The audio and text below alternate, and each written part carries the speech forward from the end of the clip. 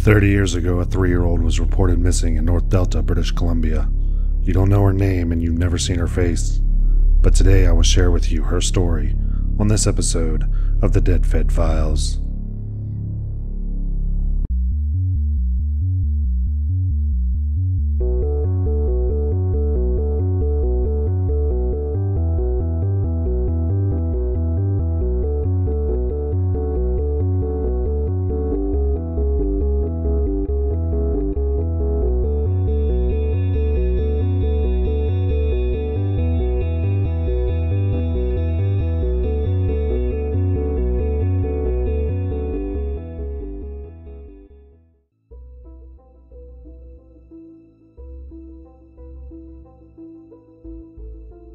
On August 4th, 1989, a 3-year-old little girl was tucked into bed for the last time. What occurred afterwards is completely left to speculation and mystery. 30 years later, after hundreds of tips and theories, we are no closer to discovering the truth behind the disappearance of Casey Rose Bohun. Barbara Bohun and Jonathan Poyle, Barbara's boyfriend, just moved to North Delta a month earlier with Barbara's 2 young children, Casey and Stacy. Barbara was separated from their biological father, Donald. Casey had red hair and brown eyes, and she just turned 3 years old on July 18th, and she was described as a shy but curious little girl. She would hide in cupboards, and it would often take hours to find her. She made friends with the little boy next door, and they would ride their bikes together.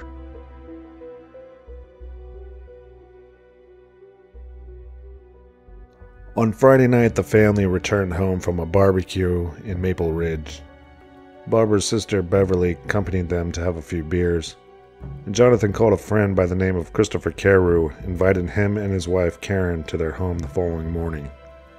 At about 11:30, Beverly left the house, and Jonathan helped find her way back to the main road. Barbara took some Tylenol, and she laid down on the couch. When Jonathan returned, Barbara and him made some tea and went to bed. This was, by all accounts, the official story prior to August 5th.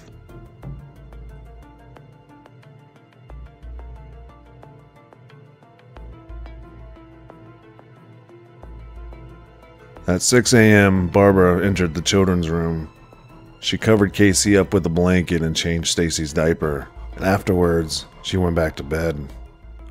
A neighbor, whom refers to be unidentified, saw Casey on the front porch around 9:30 when she was taking the trash out. If this is true, then Casey wandered off sometime between 9:30 and 10:30 in the morning. A little girl just 3 years old slept with her toys here on Friday night. Neither her mother nor stepfather has seen Casey Rose Bohun since early Saturday morning. On Saturday morning, Casey may have wandered from the front porch and down the North Delta street as her mother and stepfather were having coffee out the back. Between 10 and 10:30, Karen and Christopher came to the family's home for coffee and to discuss a fence project that Jonathan wanted to construct.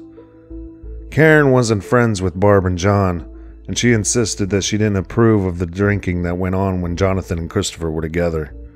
Furthermore, she protested Barbara's mothering skills.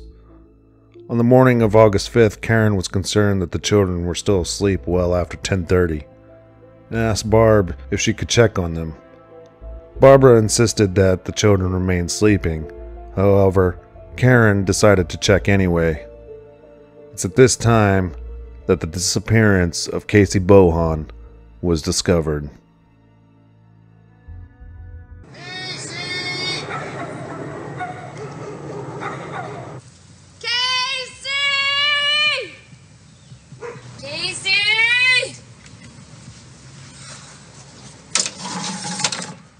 Barbara Bohun is determined to continue her search, hoping for the best, finding her little daughter alive, or at least learning what has happened to her.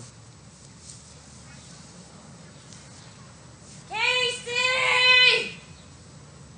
Let's pause here for a second and think about the timeline of events that were initially reported. This is important because in the years that followed, Barbara's story will change.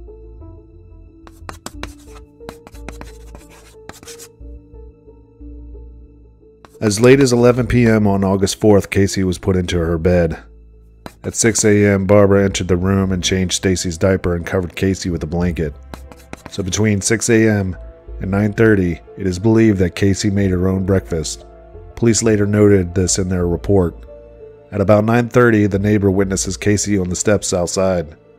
Sometime between 10 a.m. and 10:30, Karen and Christopher are having coffee with Barbara and John. Let's just say Casey woke up shortly after 6 a.m. It would take her some time to make her own food in the kitchen, exiting the house and sitting on the steps around 9:30. What is strange is that Barbara and John weren't awake until 9:30, when they were well aware of having guests coming over at 10 a.m. This is the neighborhood and home of Casey's family. After 90 minutes of searching the home and surrounding block, the Delta Police Department were notified. On a sunny Saturday morning, not one other person here could confirm a sighting of Casey. In the first days of the investigation, they asked Barbara, Jonathan, and Donald to submit to a polygraph test. They agreed. This is the Reed polygraph, a lie detector. In the past 20 years, an estimated 200,000 persons have staked their futures, many of them their lives, on this machine, or one similar to it. Most of them sat in a room similar to this, bare of decoration, small, soundproofed. The innocent are eager to prove their innocence, the guilty arrogant enough to believe they can beat the machine. When Barbara showed up for her graph, she was excused because 2 days after Casey's disappearance, she had learned she was pregnant with her third child. So Barbara took her test the following year. Donald, as Casey's father and still smarting from losing his daughter in the separation, perhaps, with the best of intentions, he had arranged the kidnapping of his child and was planning to raise her outside the law. In the early days of the investigation, police said that Donald was absolutely ruled out as a suspect. When Barbara finally did take the polygraph, she passed. The police indicated that the graph was satisfactory, yet still would not release the results. The search for Casey continued for 3 days until the Delta Police called off the search. Family and friends continued on. In some ways, the search for Casey still continues 30 years later. Casey! Hope she's in here. Barbara Bohun says she's living every parent's nightmare, and the only way she can keep her composure is to keep looking anywhere, everywhere, for her missing daughter. We just want, the best. We want every stone unturned, every avenue, every possibility looked at, so we can find her. 3-year-old Casey Bohun disappeared from her home last Saturday morning while her mother was out gardening. Within hours, a massive search began, which eventually included the police and hundreds of volunteers, but they didn't turn up any clues. Yesterday, the Delta Police Detachment called off the official search, and investigators don't have any strong leads. We're considering a planned or organized abduction. We're looking at a random pickup of the girl. We're looking at her just wandering off. We won't allow ourselves to get sidetracked on any particular issue. Let's check around the school and we'll go north and you'll go south. Sounds good.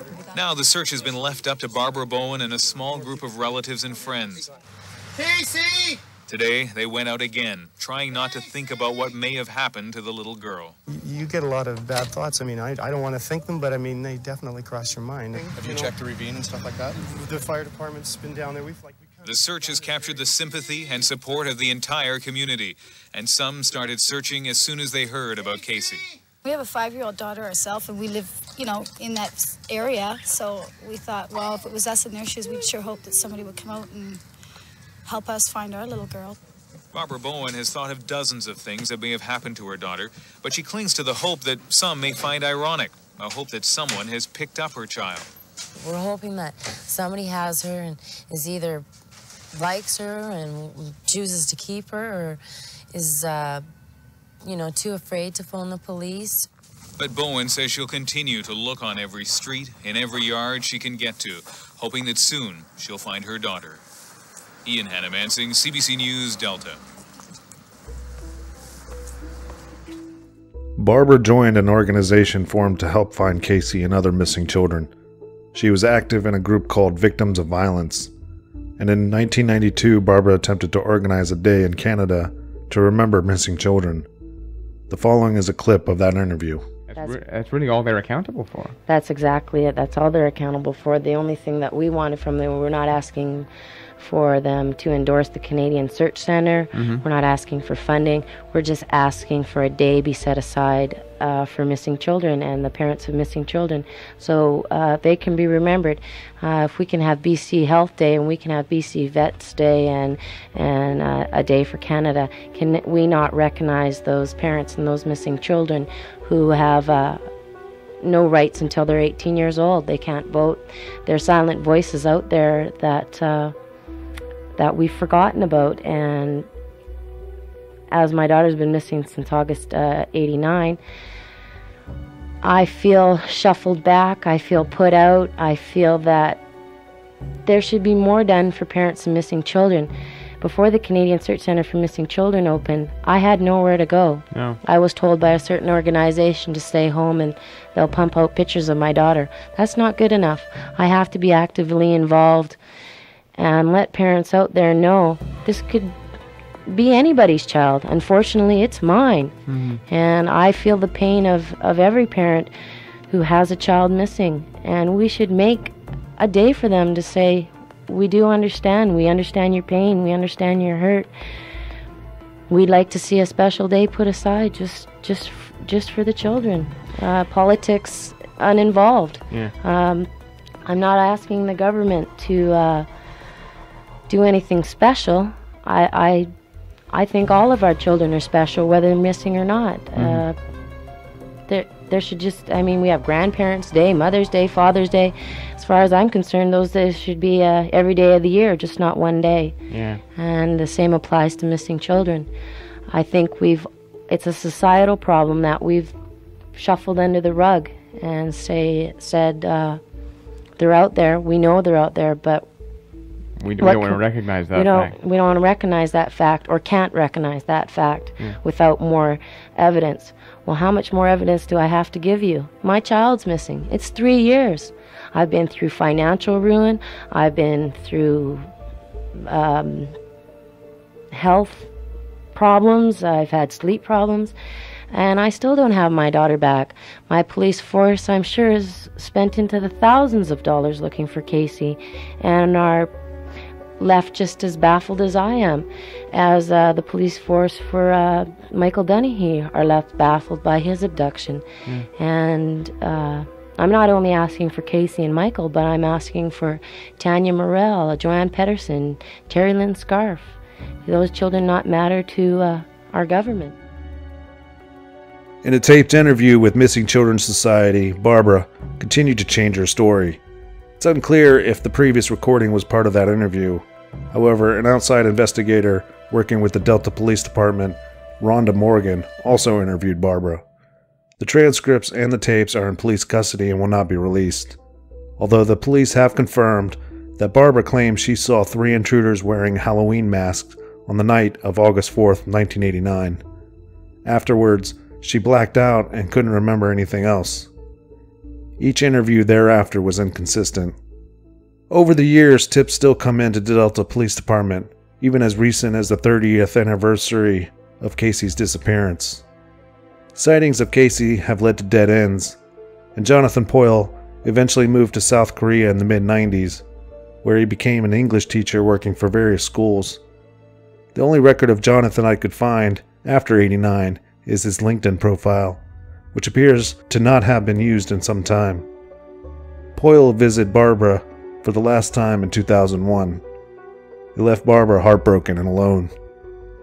Barbara's 2 other children, Shona and Stacy, were taken by Child Protective Services over what was described as a disciplinary incident that same year. Then in the spring, Barbara jumped from the Patula Bridge, killing herself. Initial reports said there was no suicide note left behind. However, 2 weeks later, Barbara's sister Heather located the note and 2 drawings she left for Stacy and Shona. There was nothing left for Casey. I requested copies of the drawings and was denied by Delta Police Department. Jonathan Poyle returned to Canada for Barbara's funeral. Police interviewed him again. The results of that interview are unclear. However, the police maintain that Jonathan hasn't divulged all the information. In 1989, a song was written and recorded by 2 writers and a singer. Lorraine Paulson, Geoff Iyer, and famed children's singer Charlotte Nyman. The song was titled Casey Rose, and it was distributed to local radio stations. I have not been able to locate the recording, and requests to the writers and Charlotte have gone unanswered. I feel like it would be a service to Casey if local Vancouver radio stations played the song, at least on the anniversary of Casey's disappearance.